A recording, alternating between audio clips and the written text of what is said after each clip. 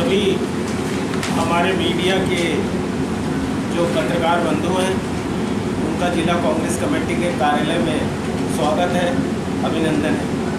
आज हम जिला कांग्रेस कमेटी की ओर से ये प्रेस वार्ता के लिए यहाँ उपस्थित हैं। हमारे साथ हमारे जिला कांग्रेस कमेटी के कार्यकारी अध्यक्ष भाई कुंवर बहादुर सिंह, शहर कांग्रेस कमेटी के अध्यक्ष लखनलाल खंडेलवाल जी, शहर कमेटी के कार्यकारी अध्यक्ष वसीम रजा जी, यहाँ पर हमारे प्रदेश कांग्रेस कमेटी के महामंत्री सम्मानित ब्रजभूषण शुक्ला जी, हमारे जिले के कांग्रेस कमेटी के मीडिया प्रभारी सम्मानित रमाशंकर मिश्रा जी, हमारे नगर के प्रथम नागरिक सम्मानित महापौर अजय मिश्र बाबा जी, सम्मानित हमारे संगठन के प्रभारी वरिष्ठ उपाध्यक्ष प्रदीप सौगोरा जी, हमारे वरिष्ठ उपाध्यक्ष सम्मानित ब्रजेश शुक्ला जी और शहर के हमारे मीडिया प्रभारी सम्मानित रफीक मनियार जी उपस्थित हैं। एक बार फिर हम सभी लोग जिला कांग्रेस कमेटी की ओर से आपका स्वागत करते हैं। साथियों, जैसा कि एक बहुचर्चित मामला आपको मालूम है, हमारे मध्य प्रदेश के मुख्यमंत्री शिवराज सिंह चौहान जी कल त्योथर विधानसभा में आ रहे हैं। कोलगढ़ी का जीर्णोद्धार करेंगे। 3 करोड़ 24 लाख का कोई प्रोजेक्ट है जो मेरे को आज समाचार पत्रों से पढ़ने से मालूम हुआ। साथियों, मैं बताना चाहता हूं कि 20 वर्ष से मध्य प्रदेश में कांग्रेस की सरकार है, भारतीय जनता पार्टी की सरकार है। बीच में 15 महीने के लिए कांग्रेस की सरकार आई थी और 20 वर्ष से जो मध्य प्रदेश में भारतीय जनता पार्टी की सरकार है उसको अभी तक ना तो कोलगढ़ी की याद आई थी और न कोल की याद। विगत 2 महीने पहले हमारे देश के गृह मंत्री सम्मानित अमित शाह जी जब अपने दौरे पे आए और सतना में उनका एक कार्यक्रम था, उसी कार्यक्रम से भारतीय जनता पार्टी को ये आहट मिल गई कि विंध्य में उनकी धरती सरक चुकी है। और इसके बाद जब माननीय प्रधानमंत्री जी का रीवा दौरा हुआ तो जिस तरीके से उस दौरे में कुर्सियां खाली दिखी, उससे प्रधानमंत्री जी अमित शाह जी के द्वारा शिवराज सिंह चौहान जी को एक स्पष्ट संदेश दे दिया गया कि अब आपका जनाधार मध्य प्रदेश से खत्म हो रहा है। और इसी घबराहट में, आनन फानन में कोलगढ़ी के उत्थान का कार्यक्रम रख दिया गया। इसके पहले भी मुख्यमंत्री वैसे भी घोषणावीर कहलाते हैं। इनकी मध्य प्रदेश में 650 से ज़्यादा घोषणाएं ऐसी हैं जो पूर्ति नहीं हुई। इसके पहले ऐसा नहीं है कि इन्होंने मध्य प्रदेश में घोषणा नहीं की। इन्होंने इसके पहले 2010-11 में मुख्यमंत्री शिवराज सिंह चौहान जी ने घोषणा की थी कि ढबौरा में कोल समाज के लिए एक भवन बनाया जाए और यह भवन कोल विकास प्राधिकरण बनाएगा। और यह घोषणा आप जानते हैं कि कोई मूर्ति रूप नहीं ली, आज ज़मीन में कोई भवन नहीं बना।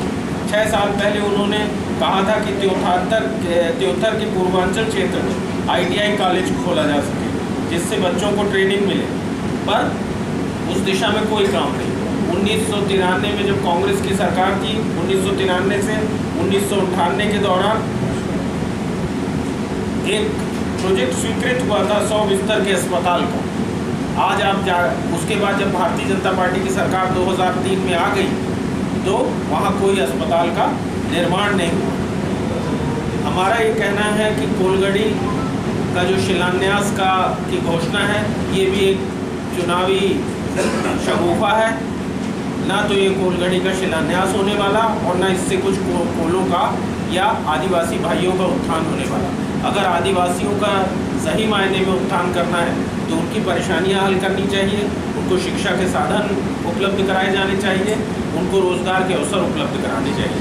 जिस तरीके से हमारे विंध्य के बड़े नेता, हमारे राष्ट्र के बड़े नेता कुंवर अर्जुन सिंह जी ने जब वो मानव संसाधन मंत्री थे तो उन्होंने राष्ट्रीय जनजाति विश्वविद्यालय की अमरकंटक में स्थापना की। इस किस्म का कोई कार्य भारतीय जनता पार्टी के द्वारा कभी किया नहीं जाता, मात्र घोषणाएं की जाती हैं। अगर आप देखना चाहते हैं आदिवासियों की हकीकत तो हिंदुस्तान में, भारत में मध्य प्रदेश वो राज्य है जहां आदिवासियों पे सर्वाधिक अपराध घटित हुए हैं। के खिलाफ सर्वाधिक दुर्घटनाएं हुई हैं।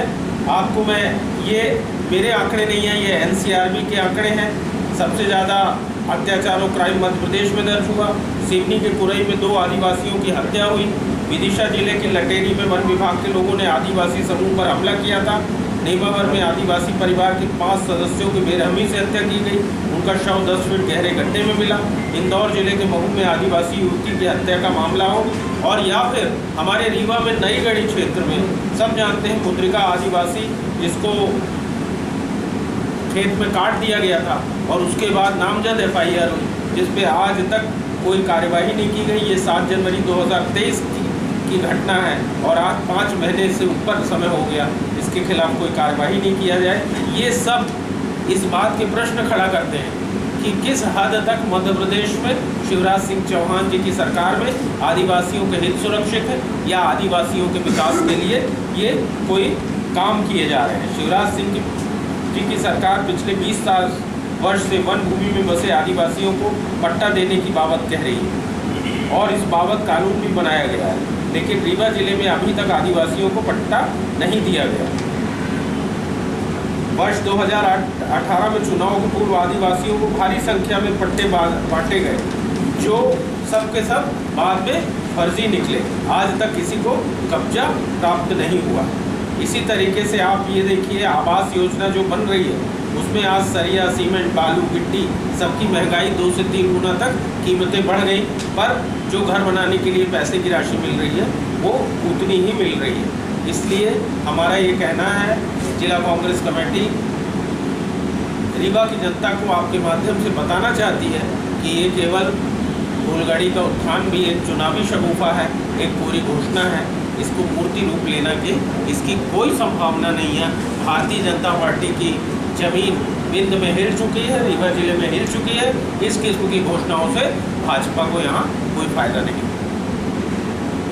इसी जमाने में आदिवासी वोट बैंक जो है वो कांग्रेस का माना जाता है और धीरे धीरे वो कांग्रेस से दूर हट गया।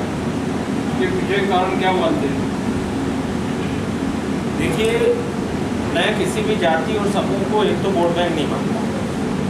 मेरा ऐसा मानना है कि आदिवासी समूह की चिंता स्वतंत्रता के बाद से सर्वाधिक कांग्रेस पार्टी ने, चाहे वो आरक्षण देने का मामला हो, चाहे उनके हितों के लिए इंदिरा गांधी की नाम से बड़ी पट्टा की योजना चालू की गई थी वनवासियों के लिए, चाहे इंदिरा आवास योजना हो, हमेशा से आदिवासियों के उत्थान के लिए कांग्रेस पार्टी ने काम किया।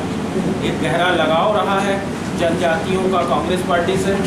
बीच में विभिन्न राजनीतिक दल ऐसे आ गए जिन्होंने जाति और धर्म के आधार पर राजनीति आरंभ की। इन्होंने लोगों के बीच में कुप्रचार किया और अपने विभिन्न